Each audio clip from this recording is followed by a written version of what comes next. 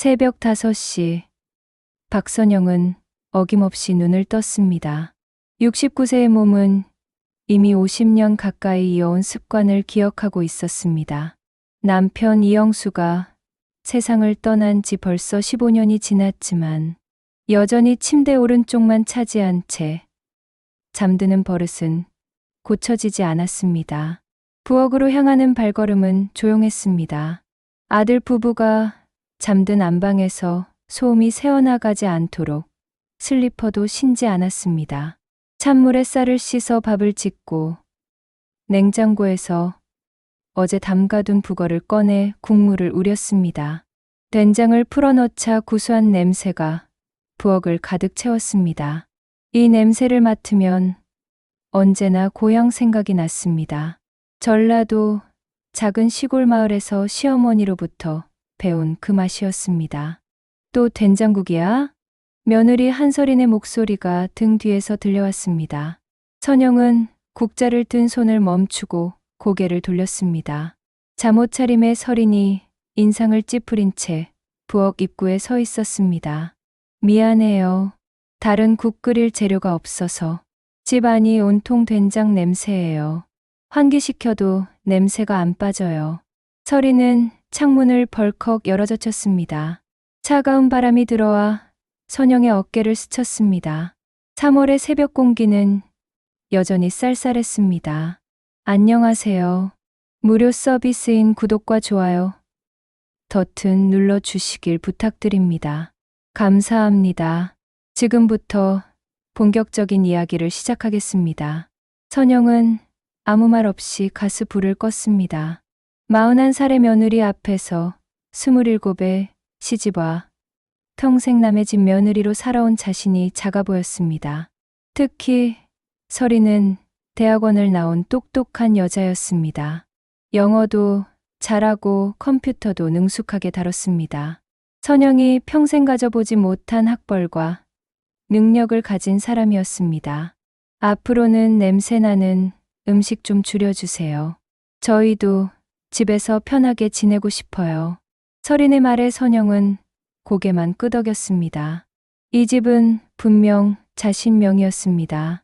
남편이 돌아가신 후 혼자서 분식점을 운영하며 한 푼 두 푼 모은 돈으로 마련한 32평 아파트였습니다. 아들 도현이 대학 졸업 후 취업이 어렵다고 하자 창업자금도 대줬습니다. 결혼할 때도 신혼집 마련비를 보탰습니다. 그런데 정작 이 집에서 자신은 점점 눈치를 보며 살고 있었습니다. 오전 10시, 선영은 평소처럼 분식점으로 향했습니다. 지하철역 근처의 작은 가게였습니다. 영순의 분식이라는 간판 아래서 30년 가까이 떡볶이와 김밥을 팔아온 터전이었습니다. 가게 문을 열자 익숙한 기름, 냄새와 함께 추억들이 밀려왔습니다.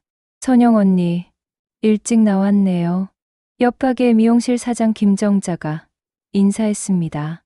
동갑내기인 정자와는 20년 넘게 이웃으로 지내왔습니다. 집에 있어봐야 눈치만 보이는 거려. 아직도 며느리가 그래요? 선영은 쓴웃음을 지었습니다. 정자에게는 털어놓을 수 있었습니다. 같은 시대를 살아온 여자끼리의 동질감이 있었습니다. 어제는 제가 끓인 된장국 냄새가 불편하다고 하더라고요. 제 집인데 말이에요. 그런 며느리를 뒀으니 속 터지겠어요. 선영 언니가 너무 희생만 하는 거 아닐까요? 정자의 말이 가슴에 꽂혔습니다. 희생. 정말 자신은 평생 희생만 해온 것 같았습니다. 어린 나이에 시집 와서 시어머니를 모셨고 남편이 일찍 세상을 떠난 후에는 홀로 아들을 키웠습니다. 아들이 결혼한 후에는 며느리를 위해 또다시 자신을 낮췄습니다. 점심시간이 되자 단골 손님들이 하나둘 찾아왔습니다. 근처 사무실에서 일하는 직장인들, 학원을 다니는 학생들, 이들에게 선영은 사장님이었습니다. 존중받는 존재였습니다. 집에서와는 전혀 다른 모습이었습니다. 사장님, 오늘 떡볶이 맛이 더 좋은 것 같아요. 젊은 직장인의 칭찬에 선영은 환하게 웃었습니다. 이곳에서만큼은 자신이 필요한 사람이라는 느낌을 받을 수 있었습니다.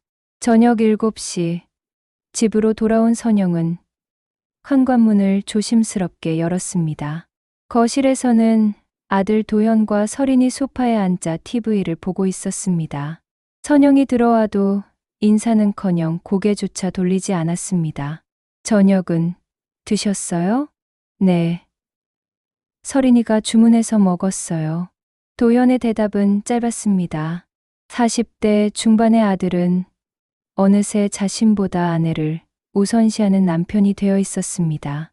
선영이 직접 차려주는 밥상보다 배달 음식을 선택하는 것도 이제 자연스러웠습니다. 선영은 부엌에서 혼자 간단히 저녁을 해결했습니다. 김치찌개 한 그릇에 밥 한 공기, 식구들과 함께 식탁에 앉은 것이 언제였는지 기억도 나지 않았습니다. 밤 10시, 선영은 작은 방에 누워 천장을 바라보았습니다. 이 집의 안방은 아들 부부가 쓰고 있었습니다. 원래 서재였던 작은 방이 선영의 잠자리였습니다. 벽에는 남편과 함께 찍은 오래된 사진들이 걸려 있었습니다. 분식점, 개업 첫날 찍은 사진 속의 자신은 누구보다 당당해 보였습니다. 이도현은 매일 아침 8시에 집을 나섰습니다. 스타트업 블루테크의 대표로서 해야 할 일이 산더미였습니다. 사무실은 강남의 작은 빌딩 3층에 있었고 직원은 개발자 2명과 디자이너 1명뿐이었습니다. AI 기반 데이터 분석 서비스를 개발하는 회사였지만 아직 큰 성과를 내지 못하고 있었습니다. 도연아, 요즘 회사는 어때? 어머니 선영이 물었지만 도연은 휴대폰만 들여다보며 대답했습니다. 바빠요. 투자 받으려면 데모 완성해야 하거든요. 선영이 차려준 아침상을 거들떠보지도 않고 에너지바 하나를 집어들었습니다. 어머니가 새벽부터 일어나 끓인 된장국은 그대로 식어갔습니다. 아침은 제대로 먹고 가야지. 시간 없어요. 늦으면 안 되거든요. 도연은 정장 재킷을 걸치며 현관으로 향했습니다. 어머니의 걱정 어린 눈빛을 외면한 채 눈을 닫고 나갔습니다. 3년 전 회사를 창업할 때 선영이 내어준 종잣돈은 5천만 원이었습니다. 분식점을 30년 가까이 운영하며 한 푼씩 모은 돈이었습니다. 도현은 그 돈으로 사무실 보증금을 내고 초기 운영비를 마련했습니다. 어머니에게는 성공하면 꼭 갚을게요 라고 약속했지만 정작 차용증 한 장 써주지 않았습니다. 오후 2시 도연은 투자사와의 미팅을 위해 프레젠테이션 자료를 점검했습니다. 화면에는 그럴듯한 그래프와 수치들이 나열되어 있었지만 실제 매출은 미미했습니다. 직원들의 월급을 제때 주기도 버거운 상황이었습니다. 대표님, 이번 달 사무실 임대료 연체 통지서가 왔어요. 직원 김민준이 서류를 건네며 말했습니다. 도현의 얼굴이 어두워졌습니다. 지난달에도 어머니에게 급한 불 끄기식으로 돈을 받았는데 또다시 손을 벌려야 하는 상황이었습니다. 알겠습니다. 처리하겠어요. 도현은 휴대폰을 꺼내 어머니에게 전화를 걸었습니다. 하지만 분식점이 바쁜 시간이라 받지 않았습니다. 문자를 보냈습니다. 어머니, 급한 일이 있어서 연락드려요. 집에 가서 이야기할게요. 저녁 8시 집에 돌아온 도현을 기다리고 있던 것은 아내 설인의 차가운 시선이었습니다. 또 어머니께 돈 달라고 할 거야? 어떻게 알았어? 표정 보면 알지. 회사가 그렇게 힘들면 차라리 취업을 알아보는 게 어때? 설인의 말에 도현은 고개를 저었습니다. 스타트업 대표라는 타이틀을 포기하고 싶지 않았습니다. 대학 동기들은 이미 대기업에서 임원이 되거나 성공한 사업가가 된 사람들이 많았습니다. 자신만 뒤처진 것 같은 기분이 들었습니다. 조금만 더 버텨보자. 이번 투자만 받으면. 그런 말 벌써 몇 번째야? 어머니, 돈으로 언제까지 버틸 거야? 그때 선영이 분식점에서 돌아왔습니다. 피곤한 표정으로 현관문을 열고 들어서는 어머니를 보며 도현은 마음이 무거워졌습니다. 어머니, 잠깐 이야기할 것이 있어요. 선영은 가방을 내려놓고 소파에 앉았습니다. 도현은 어머니 앞에 무릎을 꿇고 앉아 고개를 숙였습니다. 죄송합니다. 또 도움을 요청드려야 할 것 같아요. 얼마나 필요한데?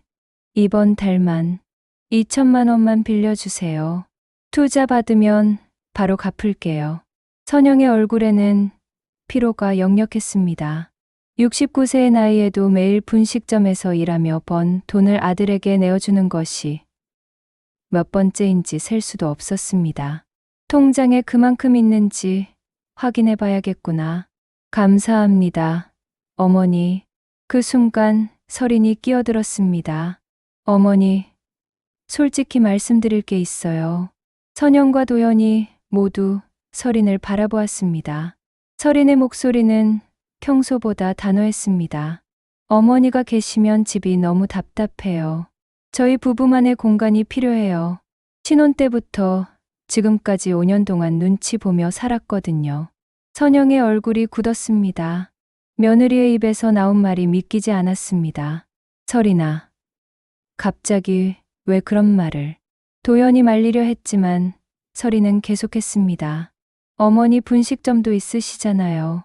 거기 근처에 작은 원룸이라도 구하시면 어떨까요? 저희도 독립적으로 살고 싶어요. 선영은 아무 말도 할 수 없었습니다. 가슴 한가운데가 무너져 내리는 느낌이었습니다. 자신이 마련한 집에서 자신이 나가라는 며느리의 말, 그리고 그 말을 막지 않는 아들. 도연아, 너는 어떻게 생각하니? 도연은 어머니와 아내 사이에서 머뭇거렸습니다. 어머니에게는 죄송하지만 아내의 말에도 일리가 있다고 생각했습니다. 어머니, 설인이 말도 선영은 더 이상 듣고 싶지 않았습니다. 벌떡 일어나 자신의 방으로 들어가 문을 닫았습니다. 벽에 걸린 남편과의 사진을 바라보며 눈물이 왈칵 쏟아졌습니다. 여보, 우리가 이렇게 살려고 평생 고생했나요? 새벽 3시. 선영은 잠들지 못하고 누워 있었습니다. 설인의 말이 귓가에서 맴돌았습니다. 어머니가 계시면 집이 너무 답답해요. 자신이 마련한 집에서 짐이 되어버린 현실이 가슴을 짓눌렀습니다. 조용히 일어나 거실로 나왔습니다. 어둠 속에서 TV장 위의 액자가 희미하게 보였습니다. 남편 영수와 함께 분식점 앞에서 찍은 사진이었습니다.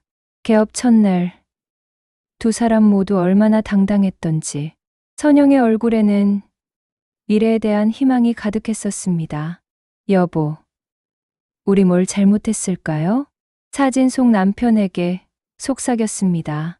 평생 성실하게 살았는데 왜 이런 대접을 받아야 하는지 이해할 수 없었습니다. 선영은 안방에서 들려오는 도현 부부의 잠든 숨소리를 듣고 있었습니다. 평온해 보이는 그들의 모습이 오히려 자신을 더욱 외롭게 만들었습니다. 책상 위에 놓인 가계부를 펼쳐보았습니다.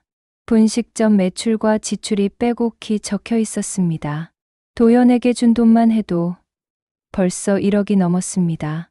결혼 준비금 3천만 원, 창업자금 5천만 원, 그리고 크고 작은 급전들 모두 차용증 한 장 없이 내어준 돈이었습니다. 방으로 돌아가 장롱 깊숙이 있던 서류철을 꺼냈습니다. 아파트 등기부등본이 맨 위에 있었습니다. 박선영. 단독 명의로 되어 있는 자신의 이름을 보며 마음이 조금 진정되었습니다. 그 밑에는 분식점 사업자 등록증과 각종 계약서들이 정리되어 있었습니다. 이 모든 게 내 것이었구나. 지금까지 너무 당연하게 생각했던 것들이 새롭게 보였습니다. 30년 가까이 운영한 분식점, 자신의 이름으로 된 아파트, 모두 혼자 힘으로 일궈낸 것들이었습니다. 휴대폰을 꺼내 부동산 앱을 켰습니다. 자신의 아파트와 같은 평수가 얼마에 거래되는지 궁금했습니다. 최근 시세를 보니 생각보다 많이 올랐습니다. 이 정도면 경기도 외곽의 작은 단독주택을 사고도 여유가 있을 것 같았습니다. 새벽 4시, 선영은 종이에 뭔가를 적기 시작했습니다. 해야 할 일들. 1점, 아파트 매매 상담 받기. 2점, 이사할 곳 알아보기. 3점, 분식점 정리하기. 4점, 도연에게 준 돈 정리하기. 차근차근 적어내려가니 마음이 정리되는 느낌이었습니다. 지금까지는 아들과 며느리를 위해 자신을 희생해왔지만 이제는 자신을 위해 살 때가 된 것 같았습니다. 거실로 나와 다시 한번 액자를 바라보았습니다. 사진 속의 자신에게 다짐하듯 말했습니다. 이제는 나를 지키며 살 때가 온 거야. 목소리는 작았지만 의지는 단단했습니다. 69년을 살아오면서 처음으로 자신만을 위한 선택을 할 시간이었습니다. 다시 방으로 들어가 서랍에서 도장과 인감증명서를 꺼냈습니다. 내일 아침 첫 번째로 할 일은 부동산에 가는 것이었습니다. 오늘 밤이 이 집에서 보내는 마지막 밤이 될 수도 있다는 생각이 들었습니다. 창밖으로 새벽빛이 스며들기 시작했습니다. 새로운 하루가 시작되고 있었습니다. 선영에게는 새로운 인생의 시작이기도 했습니다. 일주일 후, 선영은 이른 아침부터 짐을 정리했습니다. 부동산 중개사 김대리와 통화한 결과 아파트 매물이 시장에서 인기가 좋아 빠르게 계약이 진행되었습니다. 매수자는 현금 거래를 원했고 2주 후 잔금을 치르기로 했습니다. 어머니, 뭐 하세요? 잠에서 깬 도현이 어머니 방 앞에서 물었습니다. 평소보다 이른 시간에 들려오는 소리에 놀라 나온 것이었습니다. 짐 정리해야지. 선영은 옷장에서 옷들을 꺼내 가방에 넣고 있었습니다. 30년 넘게 모은 옷가지들이었지만 정작 가져갈 것은 많지 않았습니다. 추억이 담긴 몇 벌과 실용적인 옷들만 골랐습니다. 어디 가시는 거예요? 이사 준비야. 도현의 얼굴이 굳었습니다. 서린의 말을 들은 후 어머니가 정말로 집을 떠날 준비를 하고 있다는 걸 실감했습니다. 서린아, 도현이 아내를 불렀습니다. 잠옷 차림으로 나온 서린도 상황을 파악하자 당황한 표정을 지었습니다. 어머니, 설마 정말로? 응. 이 집 팔기로 했어. 선영의 말에 도현과 서린이 동시에 얼어붙었습니다. 팔다니요. 갑자기 왜요? 갑자기가 아니야. 충분히 생각했어. 선영은 서랍에서 부동산 매매 계약서를 꺼내 보여줬습니다. 이미 계약금까지 받은 상태였습니다. 어머니, 저희 얘기 좀 들어보세요. 서린이 다급하게 말했지만 선영의 표정은 담담했습니다. 무슨 얘기? 너희가 원하던 거 아니야? 내가 없는 집 말이야. 그런 뜻으로 말한 게 아니었어요. 그럼 어떤 뜻이었는데? 나더러 이 집에서 나가라고 했잖아. 선영은 계속해서 짐을 정리했습니다. 남편과의 결혼 반지, 도연이 어렸을 때 상장들, 분식점 개업 때의 기념품들, 하나하나가 소중한 추억이었습니다. 어머니, 제가 잘못 생각했어요. 다시 이야기해봐요. 도연이 무릎을 꿇고 애원했지만 선영은 고개를 저었습니다. 늦었어. 이미 결정했어. 그럼 저희는 어떡해요? 갑자기 집이 없어지면 너희가 알아서 해야지. 결혼한 부부가. 선영의 목소리에는 더 이상 온정이 없었습니다. 차가운 현실만이 있었습니다. 어머니, 제발요. 회사가 조금만 더 안정되면 저희가 나가겠어요. 5년 동안 기다렸는데 더 기다리라고? 도연은 할 말이 없었습니다. 어머니의 말이 맞았습니다. 점심시간. 선영은 마지막으로 분식점에 갔습니다.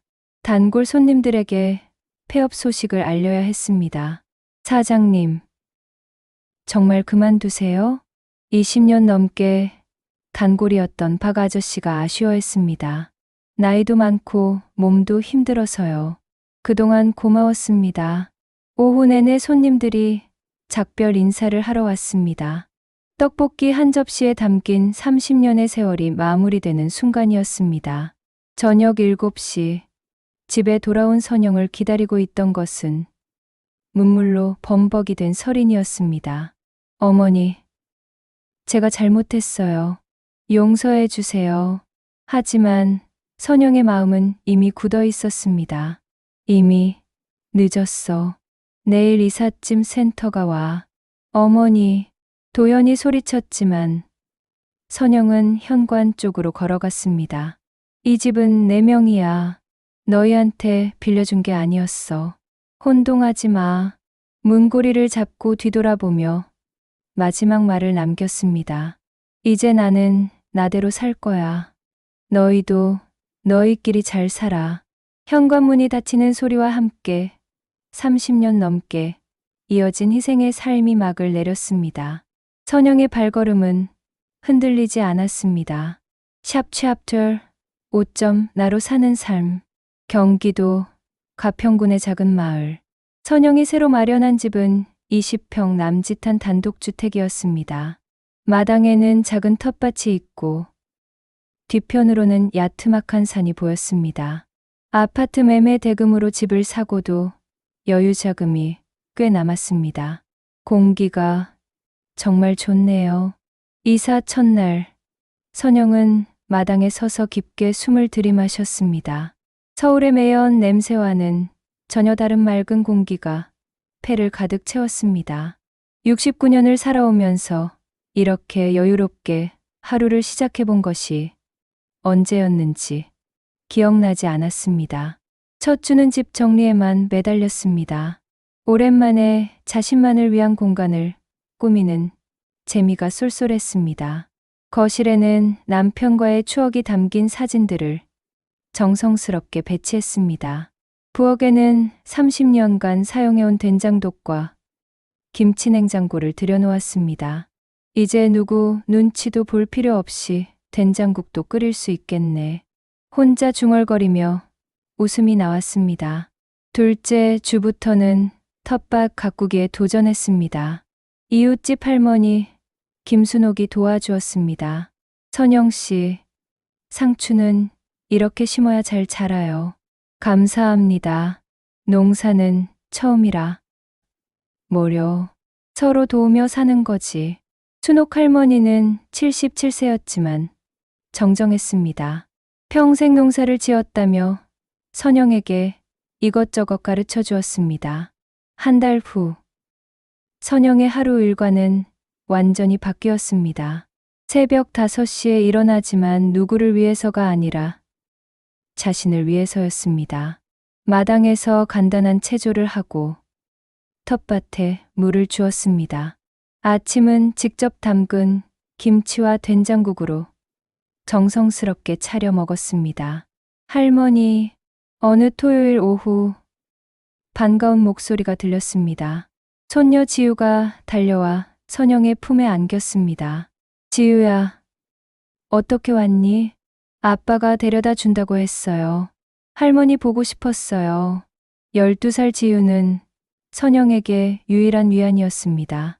도연이 차로 데려다 주고는 어색하게 인사만 하고 돌아갔습니다. 아직 아들과 며느리와는 제대로 된 대화를 나누지 못하고 있었습니다. 와, 할머니, 여기 정말 좋다. 진짜 집 같아. 지우가 마당을 뛰어다니며 소리쳤습니다. 아파트에서는 볼 수 없었던 아이의 밝은 모습이었습니다. 그래? 할머니 집이 좋아? 네. 서울 집은 답답했는데 여기는 뛰어놀 수도 있고 공기도 좋아요. 지유와 함께 텃밭에서 자란 상추를 따서 쌈밥을 해 먹었습니다. 아이는 할머니가 기른 채소라 더 맛있어요 라며 잘 먹었습니다. 저녁이 되자 지유는 선영 곁에 앉아 말했습니다. 할머니, 엄마 아빠가 할머니 이야기 자주 해요. 그래? 미안하다고, 할머니께 잘못했다고 그러더라고요. 선영은 아무 말 없이 지유의 머리를 쓰다듬어 주었습니다. 일요일 저녁, 지유를 데리러 온 도현은 선영과 잠깐 대화를 나눴습니다. 어머니, 몸은 괜찮으세요? 응. 좋아. 회사도 조금씩 나아지고 있어요.